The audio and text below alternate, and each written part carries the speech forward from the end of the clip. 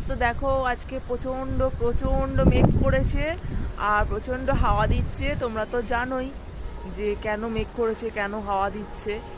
তো আজকে আর মানে বাড়তি করে বলার কিছু নেই। আর দেখো দেখো কেমনভাবে মেঘগুলো ভেসে ভেসে যাচ্ছে। বিশাল বিশাল মেঘ করেছে।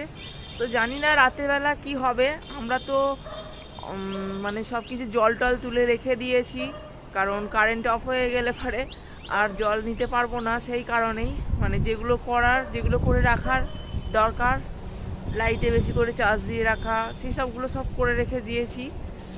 আর যেখানে টালির ঘর আছে সেই টালির ঘরগুলোকে ভালো করে মানে কি বলবো চাপা দিয়ে রেখে দিয়েছি, মানে যাতে টালিগুলো উড়ে না যায় সেই জন্য।